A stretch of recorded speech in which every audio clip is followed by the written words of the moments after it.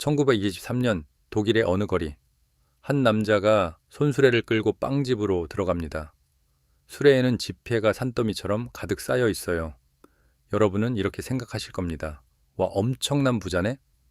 그런데 그 손수레 가득한 돈으로 그가 산 것은 빵 두 덩이가 전부였습니다. 같은 시기 어떤 사람들은 돈으로 난로에 불을 피웠고 어떤 집은 벽지 대신 지폐를 벽에 발랐습니다.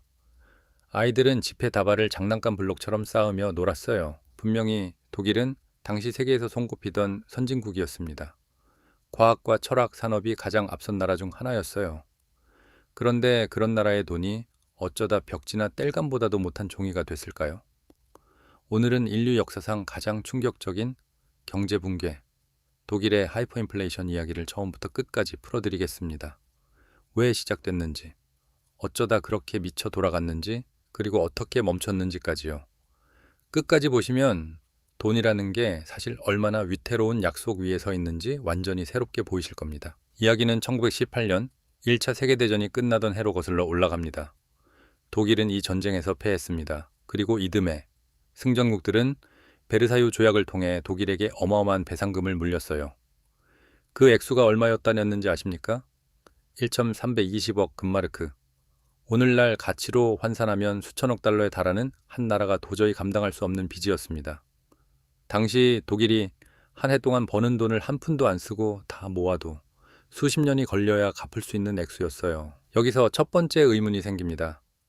전쟁에서 져서 나라 살림도 거덜났는데 그 큰 돈을 대체 무슨 수로 갚지? 독일 정부도 똑같은 고민에 빠졌어요. 금고는 텅 비어 있었고 전쟁으로 산업은 무너졌으며 세금을 더 걷자니 국민들은 이미 지칠 대로 지쳐 있었거든요. 그때 정부는 가장 쉽고 가장 위험한 길을 택합니다. 바로 돈을 그냥 더 찍어내는 것이었어요. 세금을 걷기도 빚을 내기도 어렵다면 인쇄기를 돌려서 새 돈을 만들어버리면 되지 않겠는가.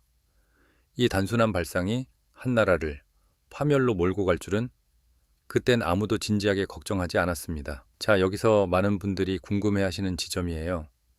돈을 막 찍어내면 당장 난리가 나는 거 안 떤 거 아니야?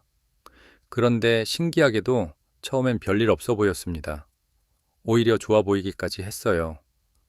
이유가 있습니다. 정부가 찍어낸 돈이 시장에 풀리자 공장은 돌아가고 사람들은 일자리를 얻고 거리에 활기가 도는 것처럼 보였거든요. 물가가 조금 오르긴 했지만 다들 전쟁 후유증이려니 했습니다. 핵심은 이거예요. 돈의 가치라는 건 그 돈을 얼마나 많이 찍어냈느냐로 정해집니다. 세상의 빵은 그대로인데 돈만 2배로 늘어나면 빵 하나에 매겨지는 돈도 결국 2배가 되는 거예요. 다만 이 효과는 그 시차를 두고 나타납니다. 돈을 찍은 직후가 아니라 한참 뒤에 물가로 돌아오는 거죠. 그래서 정부는 치명적인 착각을 합니다. 돈을 찍어도 별 탈 없잖아? 그럼 더 찍자. 바로 이 착각이 멈출 수 없는 눈덩이의 시작이었습니다. 그리고 1923년 이 눈덩이에 누군가 기름을 끼얹는 사건이 터집니다. 1923년 1월 결정적인 사건이 일어납니다. 독일이 배상금을 제때 갚지 못하자 프랑스와 벨기에 군대가 독일의 루르 지역으로 쳐들어온 거예요. 루르가 어떤 곳이냐면 독일 산업의 심장이었습니다. 석탄과 철강이 쏟아져 나오는 독일 경제의 가장 중요한 공업지대였어요. 배상금을 돈으로 못 받겠으니 석탄이라도 직접 가져가겠다는 거였죠. 독일 정부는 분노했지만 군대로 맞설 힘은 없었습니다. 그래서 국민들에게 이렇게 호소합니다. 무기를 들지 말고 저항합시다. 일을 멈추세요. 이게 그 유명한 수동적 저항입니다. 루르의 노동자들은 일제히 파업에 들어갔어요. 점령군에게 단 한 톨의 석탄도 캐주지 않겠다는 뜻이었죠. 여기까지는 비장하고 멋진 이야기처럼 들립니다. 그런데 문제가 있었어요. 일을 멈춘 노동자들은 월급을 어디서 받죠? 정부가 책임지기로 했습니다. 파업한 수백만 명의 노동자에게 정부가 월급을 대신 줬어요. 그런데 그 돈을 어디서 마련했을까요? 맞습니다. 또다시 인쇄기를 돌렸어요. 일하지 않는 수백만 명에게 줄 돈을 그냥 찍어낸 겁니다. 생산은 멈췄는데 돈만 미친 듯이 쏟아져 나온 거예요. 물건은 줄고 돈은 폭증하니 결과는 뻔했습니다. 바로 이 순간부터 독일의 물가는 브레이크가 완전히 고장난 채 절벽으로 곤두박질치기 시작합니다. 이제부터가 진짜입니다. 물가가 본격적으로 오르기 시작하자 정부는 더 많은 돈을 찍었어요. 그런데 돈을 더 찍으니 물가는 더 빨리 올랐습니다. 그래서 또 돈을 찍고 물가는 또 오르고, 이게 바로 하이퍼 인플레이션의 무서운 점입니다. 한번 시작되면 스스로 굴러가며 점점 빨라지는 악순환이에요. 그런데 여기엔 사람들의 심리가 결정적인 기름을 붓습니다. 잘 들어보세요. 이게 핵심이에요. 물가가 매일 오른다는 걸 사람들이 깨닫게 되면 누구도 돈을 손에 쥐고 있으려 하지 않습니다. 오늘 가진 돈이 내일이면 가치가 줄어드니까 받는 즉시 무엇이든 사버리는 거예요. 이렇게 되면 돈이 시장을 도는 속도가 미친 듯이 빨라집니다. 모두가 한꺼번에 물건을 사들이려 하니 물가는 더더욱 치솟고요. 즉, 돈 가치가 떨어질 것이다 라는 두려움이 실제로 돈 가치를 더 빨리 떨어뜨리는 무시무시한 자기실현적 예언이 되어버린 겁니다. 정부의 인쇄기, 멈춰버린 생산, 그리고 국민의 공포, 이 세 가지가 한꺼번에 맞물리면서 독일의 돈은 이제 인류가 한 번도 본 적 없는 속도로 무너지기 시작합니다. 그 결과 나타난 숫자들은 솔직히 믿기 어려울 정도입니다. 빵 한 덩이 가격을 따라가 볼까요? 1922년 약 60마르크였습니다. 1923년 초가 되자 1,500마르크, 그해 여름엔 수백만 마르크, 그리고 그해 가을 빵 한 덩이가 무려 2천억 마르크에 달했습니다. 겨우 1년 남짓 만에 빵값이 10억 배 넘게 뛴 거예요. 편지 한 통 붙이는 우표값이 나중엔 500억 마르크였습니다. 이게 숫자로만 보면 와닿지 않으니 당시 풍경으로 말씀드릴게요. 물건값이 하루에도 몇 번씩 바뀌었습니다. 아침에 100마르크였던 게 점심엔 300, 저녁엔 1,000원 마르크가 됐어요. 그래서 가게들은 그냥 가격표를 분필로 적었다가 몇 시간마다 지우고 새로 썼습니다. 식당에서는 이런 일까지 벌어졌어요. 손님이 음식을 주문해서 먹고 계산하려고 보니 그 사이에 음식값이 2배로 올라 있었던 겁니다. 그래서 사람들은 식당에 들어가면 일단 주문부터 한꺼번에 다 시켰어요. 조금이라도 가격이 더 오르기 전에요. 노동자들은 월급을 하루에 2~3번씩 나눠 받았습니다. 한 번에 받았다간 오후만 돼도 그 돈이 반토막 나버리니까요. 월급날이면 아내들이 공장 문 앞에 줄지어 기다리다가 남편이 받은 돈을 낚아채 곧장 가게로 뛰어갔습니다. 단 1시간이라도 빨리 써야 했으니까요. 돈은 더 이상 모으는 것이 아니라 버리듯 쓰는 것이 되어버린 겁니다. 이쯤 되자 거리의 풍경은 상식을 완전히 벗어났습니다. 사람들은 돈을 지갑이 아니라 빨래 바구니나 손수레로 옮겼습니다. 빵 몇 덩이를 사는데 필요한 돈의 부피가 그만큼 어마어마했거든요. 이런 일화도 있습니다. 한 사람이 돈을 가득 담은 바구니를 잠깐 길에 두고 자리를 비웠어요. 돌아와 보니 도둑이 돈은 바닥에 쏟아버리고 바구니만 들고 달아났더랍니다. 돈보다 바구니가 더 값어치 있었던 거예요. 추운 겨울날 사람들은 난로에 지폐를 던져놓고 불을 피웠습니다. 왜냐고요? 그 돈으로 장작을 사는 것보다 돈을 그냥 태우는 게 더 쌌으니까요.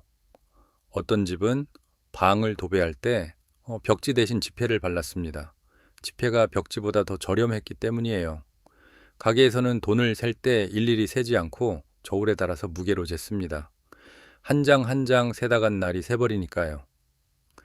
그리고 아이들은 한 다발에 수백만 마르크짜리 지폐로 블록을 쌓듯 탑을 만들며 놀았습니다. 어른들이 평생 갖고 싶어 했던 돈이 아이들의 장난감이 된 거죠. 돈이라는 게 결국 무엇인지를 이보다 더 적나라하게 보여주는 장면이 또 있을까요? 그런데 이 사건의 진짜 비극은 따로 있습니다. 단순히 물가가 오른 게 문제가 아니었어요. 한 사회의 허리가 통째로 무너져 내린 겁니다. 당시 독일에는 성실하고 안정적인 중산층이 두껍게 있었습니다. 의사, 교사, 공무원, 은퇴한 노인들. 이들의 공통점은 평생 성실하게 일하고 그 돈을 저축해뒀다는 거예요. 그런데 하이퍼 인플레이션은 바로 이 사람들을 정조준에서 파괴했습니다. 은행에 모아둔 평생의 저축이 며칠 만에 휴지가 됐으니까요. 어제까지 집 한 채에 값이던 예금이 오늘은 우표 한 장 값이 된 겁니다. 평생을 모범적으로 살아온 사람들이 하루아침에 빈털터리가 됐어요. 번듯한 그 가정의 부인이 가구를 내다 팔고 평생 존경받던 노교수가 끼니를 걱정하게 됐습니다. 더 무서운 건 돈으로 거래하는 시스템 자체가 무너졌다는 거예요. 사람들은 돈을 믿지 못하니 다시 물물교환으로 돌아갔습니다. 의사는 진료비로 달걀이나 감자를 받았고 공연장에서는 입장권을 석탄 한 덩이로 팔기도 했어요. 그리고 이 모든 일이 남긴 가장 깊은 상처는 눈에 보이지 않는 것이었습니다. 바로 성실함이 배신당했다는 감정이었어요. 열심히 일하고 아껴 모은 사람은 망하고 빚지고 흥청망청 쓴 사람은 멀쩡한 세상. 사람들은 국가를 그리고 사회의 약속을 더 이상 믿지 않게 됐습니다. 이렇게 무너진 신뢰와 분노는 이후 독일 사회를 극단으로 몰고 가는 어두운 씨앗이 되었다고 역사가들은 말합니다. 돈의 붕괴가 한 사회 전체의 붕괴로 번진 거예요. 자, 여기서 정말 흥미로운 질문 하나 더 드릴게요. 이 난리통에 모두가 똑같이 망했을까요? 아닙니다. 놀랍게도 정반대의 운명이 갈렸어요. 방금 말씀드렸듯 가장 크게 무너진 건 성실하게 저축한 사람들이었습니다. 현금과 예금을 가진 사람일수록 모든 걸 잃었어요. 연금 생활자, 월급쟁이처럼 정해진 돈을 받는 사람들이 가장 큰 피해자였죠. 그런데 반대로 이득을 본 사람들도 있었습니다. 바로 빚을 진 사람들이었어요. 생각해보세요.